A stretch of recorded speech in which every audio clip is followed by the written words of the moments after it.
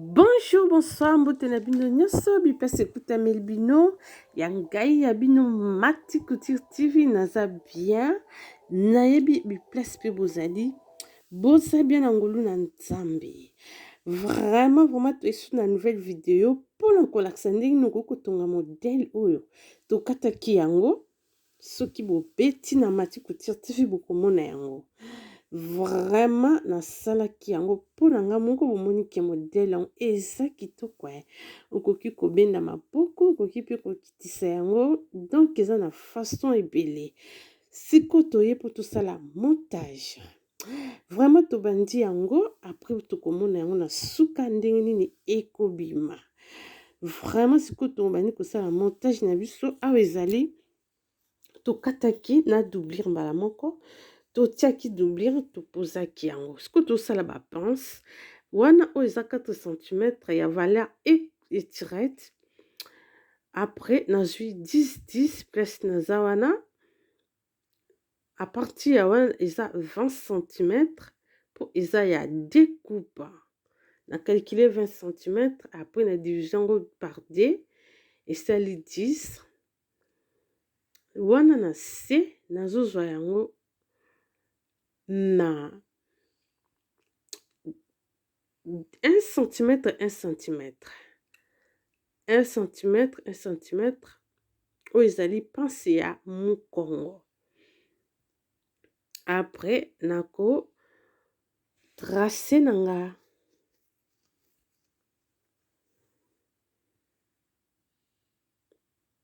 nabalolaki elamba na kaka na mipanzi natiaki kote ya kingo te natie pe nakangi na kingo te nakangi pe na se te mpo ebalukama après tokotia buye oyo ezali ya tisi ya liputa na kingo na likolo ndenge bomoni modele ezali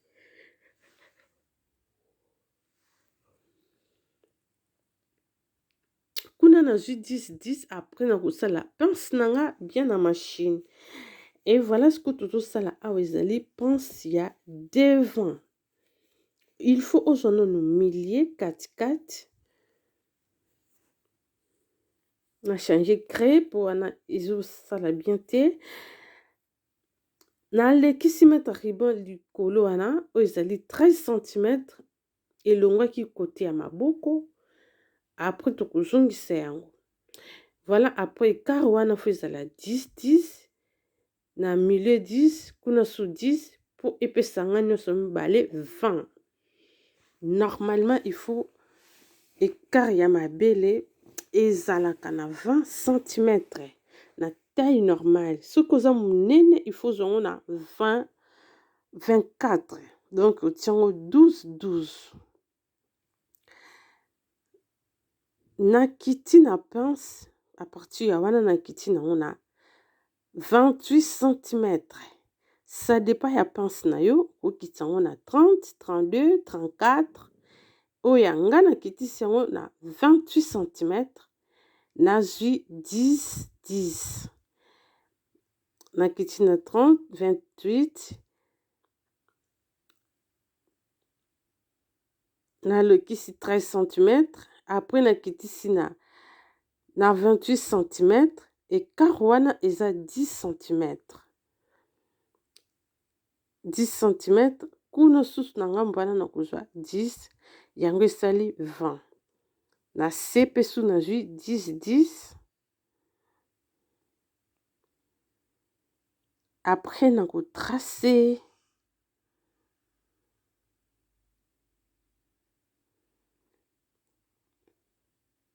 après wana sikoyo nakolongola nakokita na 2 cm nakolongola lisusu 2 cm kote ya mopanzi mpo epermettre biso tobetela pince na biso ya mopanzi place 28 cm esukaki eza lisu na importance te na trait wana parce que tolongoli d na c tolongoli su d na mopanzi nakosala pince ya mopandi parce que tobakisaki 2 centimetre oyo ezali ke ya valeur ya pince ya mopandi tobakisaki yango na devant ere tokataki elamba tobakisaki partie ya devant tobakisaki 2 centimetre na se mpo epermettre biso tobetela pince oyo ya mopandi oyo nazotrace wana mpo soki obakisi 2 centimetre te obakisi te ekomanke yo ere okobeta pince ya mopandi donc ekozala juste te na partie ya dos wana na se nazwi yango na 1 centimetre 1 centimetre après nakotrace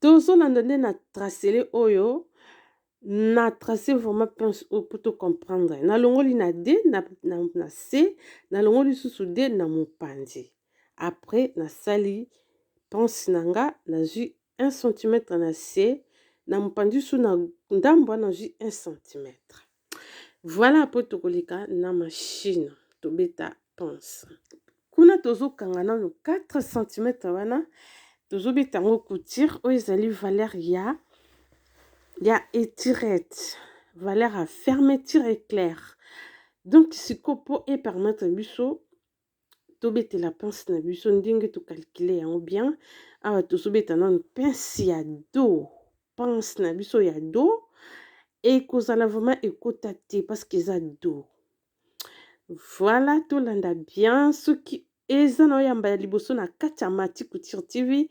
abonne-toi n'hésitez pas awa eza makambo ya bien makambo ya kotia mayele tia mayele na couture oyeba okotonga ngo mpe bien donc okolakisa mpe nga okoloba mama Mati tala elamba na tongi ekosala mpe bien na ndenge bamisusu mpe bazotonga donc voilà kohésite te soki oza mpe na elamba na yo mpe nga Mati Couture TV akotongela yo soki oza na question kohésite te epuis soki oza na mposa oapprendre sur place na kati ya Mati benganga naza wana na koyamba yo voilà sikoyo tobeti pince na biso ya dos asikoyo tozoya tobeta oyo ezali ya devant nazobanda yango place nakitaki na 2 centimetre nazobanda yango place nakitaki na pince ya 28 te place nalongolaki 2 centimetre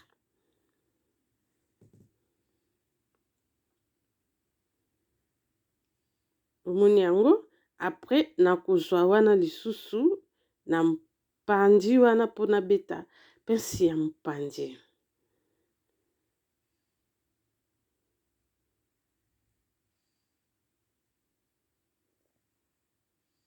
kataka singa ya elamba mpo etikalaka te na elamba esala salite te mpo basinga esalaka salite vraiment sikoyo yango bomoni pince yango eza kitoko après tokorepase tokobeta mpe lisusu na mopandi oyo etikali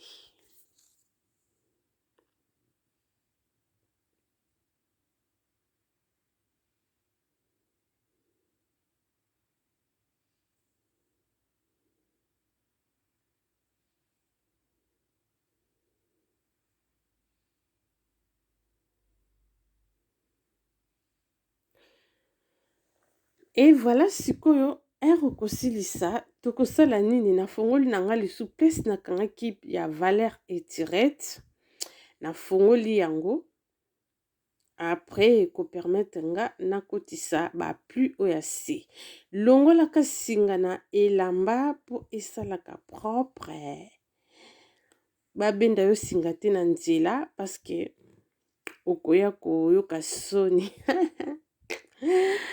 et voilà ce que tobandi obeta pince na nini pardon totia bapluie ya partie ya dos nazobenda yango na 4 cm donc ka nde nasali bongo eza déjà 4 cm donc mesure eza vraiment bien calculé ndenge nazokotisa yango wana nazokotisa tisi yango ezobenda mpena na 4 cm donc eza vraiment bien calculé nazotia mosapi wana eza vraiment 4 cm.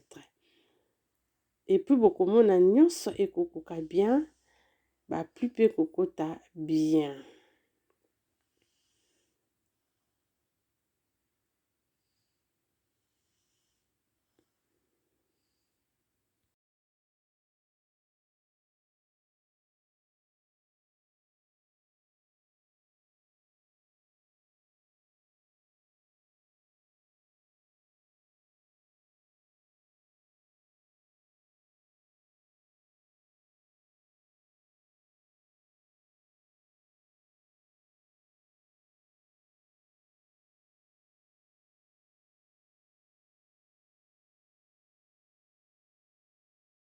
Awa sikoyo nasilisi natie ba plus, après nakorepase, après nakosala sikoyo mopanzi mosusu, donc osali gauche osali pe droite. Après opposer fermeture na yo, désolé partie ya fermeture ndenge natiaki partie ya liboso wana na trouvé yango te, parce que montage ezalaka kaka boye baparti mosusu okobungisa yango mosusu osupprime yango. Donc désolé pour ça, natie fermeture na biso mpo emonana singa te na libanda, donc nabombi singa na nga na kati. Prochainement nakolakisa yango ndenge nakoki kobomba singa na yo soki otie tirette emonana te. Donc voilà, après opposer na yo yango vraiment bien, opposer yango susu na limite vraiment ya 4 cm wana.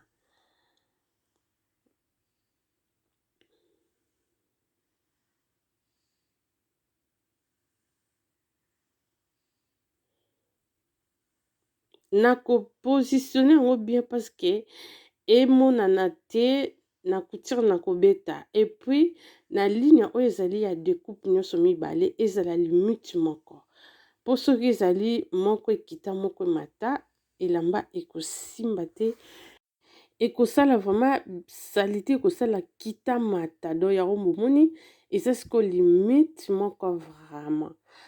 Donc après to continue na biso ekote limite eza bien ekokana, osilisi fermeture na yo, après oko repasser yango. Voilà sikoyo bomoni yango ebimi limite moko et puis proprement. Après okokanga na yo etirette. Sikoyo awa eza partie ya maboko oyo ekokota élastique na se. Nazwi yango na 4 cm, nakogumba yango, élastique eza 3 cm. Bomoni oyo esi nasalaki yango, non nasali te, oyo nalakisi bino nasalaki déjà oyo. Bomona ndenge kobima awa eza sikoyo eza nini, élastique wana ekobanda kota bongo. Donc okoki kokitisa no yango, et puis okoki pe kokotisa yango. Donc eza na deux façons okoki kolatela yango, donc des styles okoki kolatela yango.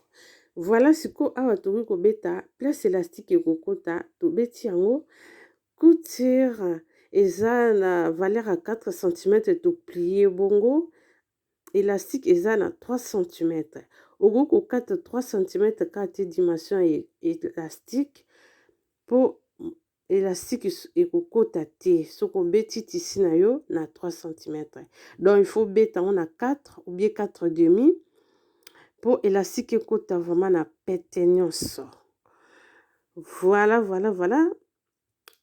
Osilisi kobeta élastique na se nango na likolo okobeta France.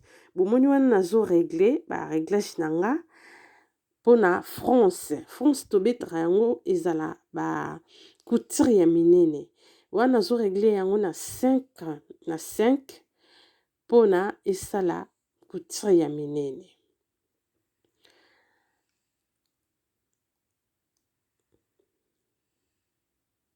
Après okobeta na couture na yo.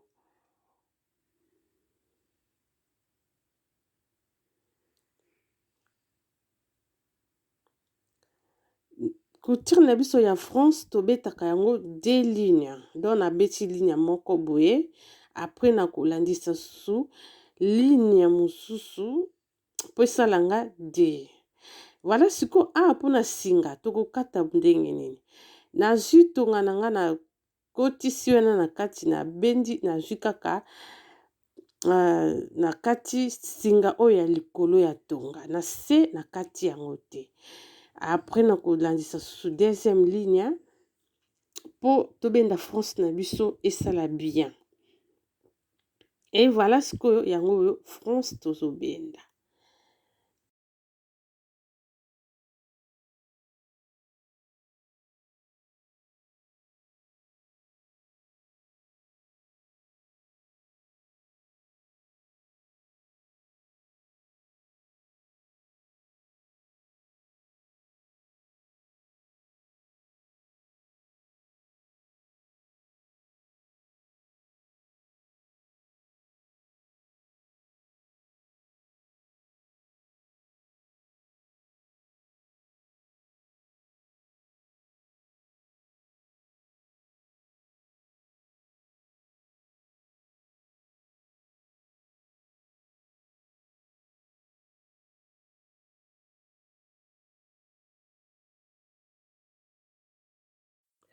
Et après avoir kobenda France wana, il faut siko poser yango na partie oya maboko ya likolo.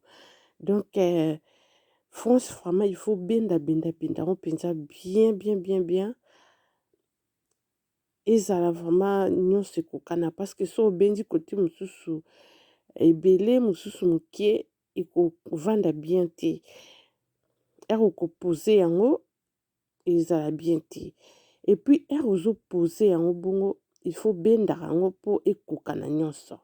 Donc ndenge nga nazosala bongo nazobenda yango pe nazo classer yango na misapi na nga po ekokana bien.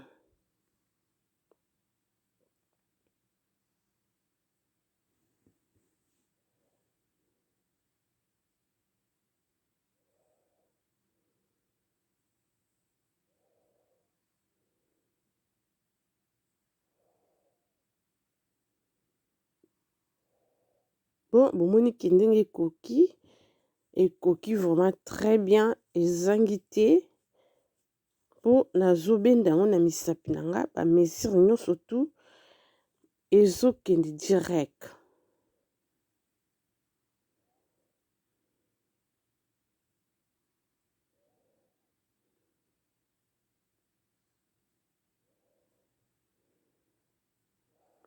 Na kati kaka singa oyo nauti otongela sikoyo singa oyo France yango nazobenda yango mpo nalongola yango nakotika yango bongo te parce que ekopesa ba salite so natiki basinga ebele. Donc nazobenda yango après eza na mosusu na utile te. Donc yango wana ekobwakama nango nakobenda lisusu oyo eza wana voilà. Donc nabendi na ngango elongwe.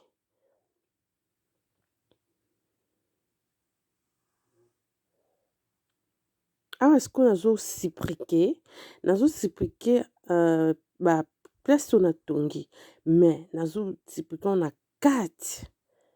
Donc entre tise liputa na dentelle nazo-siprike vraiment na kati singa ekomonana ata moke te. Donc naza vraiment na kati nango nyonso.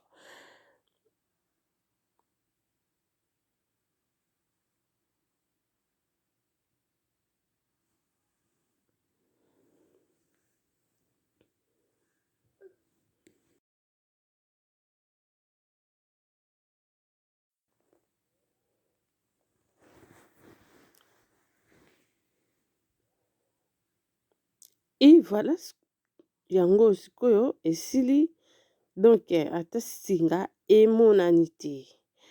Voilà sikoyo nakotia élastique. Élastique oyo eza sikoyo na mesure ya 22 cm. Donc nakati yango na 22 cm ekoki komata pe ekoki kokita. Kokita nango ekozala ke kokanga mingi te komata place na mati ekozala ekangi mwa ndambo. Donc par rapport ya loboko ya moto, soki moto aza loboko monene mosuni okokata yango na 22 te, ozwi mpena mesure ya loboko na ye combien, après nde kopermettre yo okata élastique. Voilà, bomoni loboko yango oyo ebimi kaka ndenge oyo nasalaki liboso, yango vraiment esili. Donc okokokitisa okokomatisa yango, esali vraiment kitoko. Et voilà, sikoyo tozokanga elamba na biso, tokozwa partie ya dos na ya devant tosangisi yango. Tozosangisa yango nde ekopermettre biso tozwa ba mesure na biso ya poitrine na ya tour de ceinture. Oyo ya poitrine tozozwa eza 98 divisé par 4. Donc elamba il faut diviser yango. Donc ya pe tozala na ba calcul mpena na couture soki te elamba moto ekobeba. Donc il faut calculer penza, calculer bien. Après ekopermettre oyokata elamba. Awa tozo mesurer po tokanga. Tozwi na 98 divisé par 4 epesi biso 24 et demi comme ça. To tracer yango. Awa su tozwi 24 et demi. Esali biso par D. Na do ezali susu pe par D. Yango bomoni ke to divisera yango na par 4. Donc do D na défense susu D esali biso par 4. Après tokoya siko ko mesurer oyo ezali côté ya tour de ceinture eza na 23 cm. Tokokanga yango na mipanzi.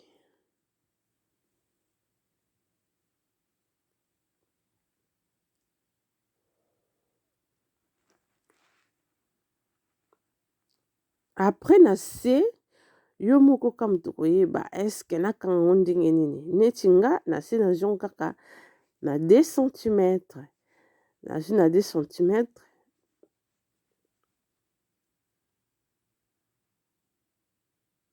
Okoki kozwa yango ata 4 ou 3, voilà, yo kaka nde okomona évasé na yo na se epanza na ndenge nini. Donc voilà. Mais oyo ezali utile vraiment nécessaire. Il faut zwa poitrine na mesure nango na tour de ceinture. Ba tour de ceinture mosusu omona moto olinga na ye te ke ekanga mpenza. Mosusu olinga te etikala etika nzoto. Donc voilà, ça dépend kaka ya client ndenge akolinga ou bien yo moko ndenge okolingela ezwela yo na nzoto. Et voilà, asiko nazokanga mipanzi après nakokotisa maboko.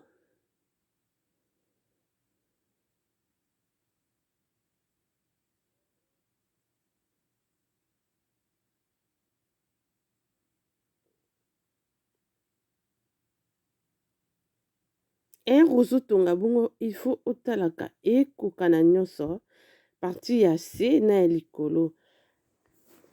Parce que so ozotala te okoriske partie ya se mosusu pe eza na kati yo ozotonga nango kaka. Il faut tala vraiment ti ozobeta couture na yo est-ce que eza ekokana nyonso mibale ou ekokana te.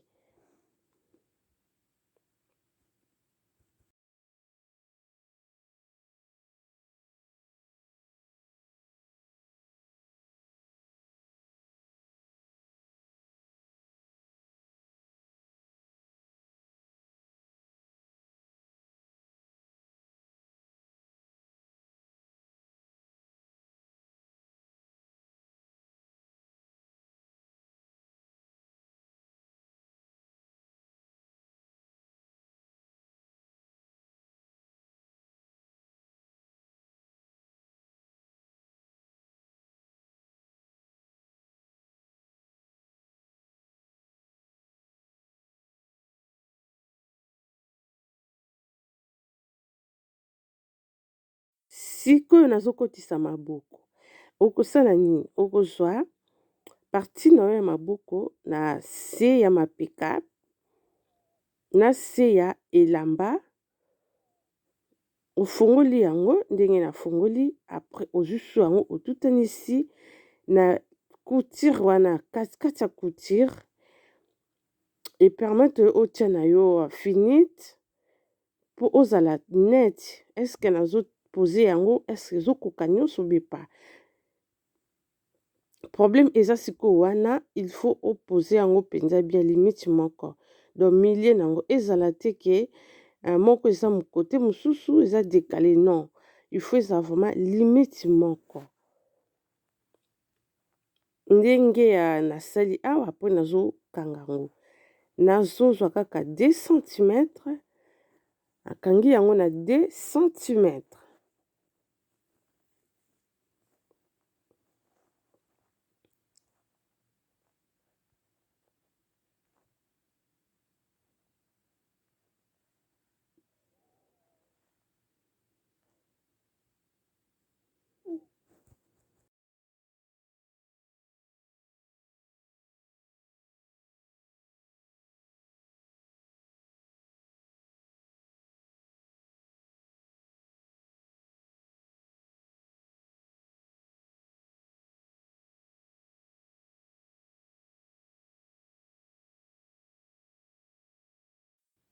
Wana penza kosala bien soki na se ya mapeka eza limite moko. Ozotonga na yo ozotala ekokana. Soki ekokani te oyo eza mokuse meka kobenda yango mokie. Kobenda makasi te, benda vraiment malembe malembe ti ekokokana.